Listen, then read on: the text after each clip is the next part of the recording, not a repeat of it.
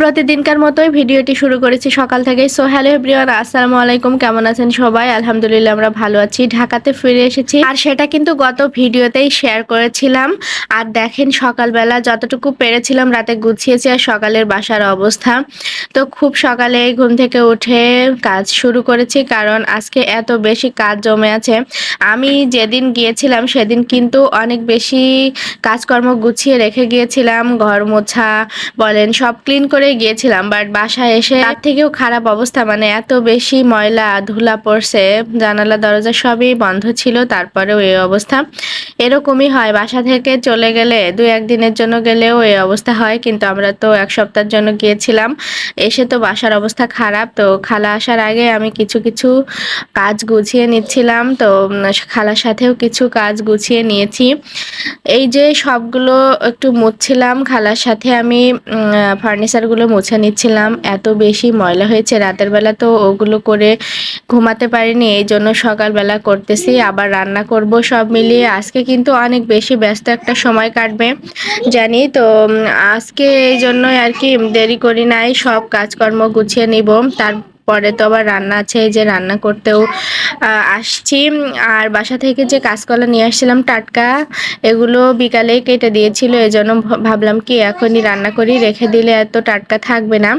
আমি মাছগুলো ভেজে নিচ্ছিলাম, ফ্রিজে যে মাছ ছিল সেটাই বের করে রেখেছি।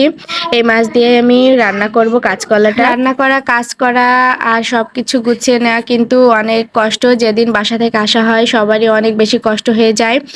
আর এবার কিন্তু জার্নি খুব বেশি কষ্ট হয় না, আলহামদুলিল্লাহ। আমরা যেহেতু গাড়ি কিনেছি, তো নিজেদের গাড়িতে যাওয়া আসা করছি, জার্নিতে অত বেশি কষ্ট হয়নি। কিন্তু লাইফে এত বেশি কষ্ট করছি জার্নি করতে, শ্বশুর বাড়ি যাওয়া আসা, বাবার বাড়ি যাওয়া আসা সব মিলিয়ে অনেক বছর ধরে খুবই কষ্ট করছি বাচ্চা নিয়ে।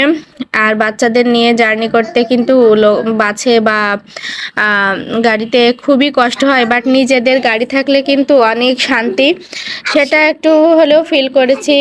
অতটা কষ্ট হয়নি, আলহামদুলিল্লাহ। সবকিছু আল্লাহর রহমত। তো যাই হোক, কথা বলতে বলতে কাঁচকলাটা রান্না করে ফেললাম।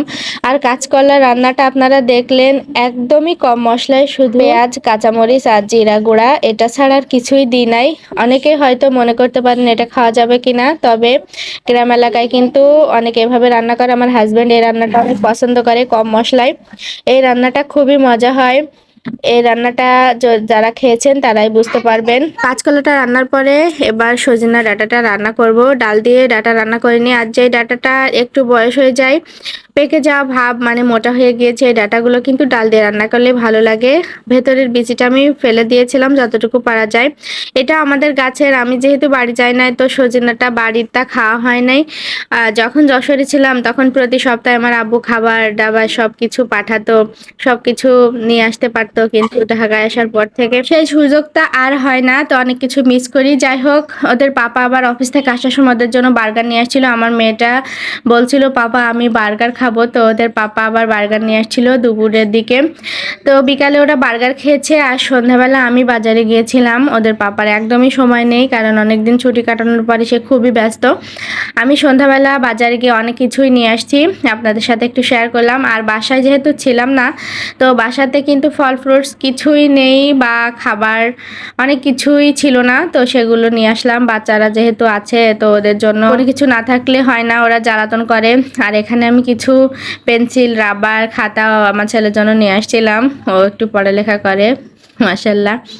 আর তরমুজ নিয়ে আসছিলাম, অনেকদিন তরমুজ খাওয়া হয় না, তবে খুব বেশি মিষ্টি ছিল না তরমুজটা, তবে লাল ছিল মোটামুটি ভালোই। আর অনেকগুলো ফল ফ্রুটস নিয়ে আসছি, সেগুলো রেখে দিয়েছি। আর এই ব্যাগটা কিনেছি আমি আমার মেয়ের জন্য। ও হচ্ছে প্রথমেই টাকা ভরতেছে, আর ওর সাথে আমি এনজয় করছিলাম। এটা বলছি তুমি টাকা জমাবা, এই জন্য নিয়ে আসছি। বাসায় নাই একটাও এরকম, তো ভালো লাগলো রাস্তায় দেখে, তো সেই কারণেই নিয়ে আসছি, বিশেষ কোনো উদ্দেশ্য না। আমার মেয়েটা খুব খুশি হয়েছে। ভিডিওটি এই পর্যন্ত, সবাই ভালো থাকবেন, আল্লাহ হাফেজ।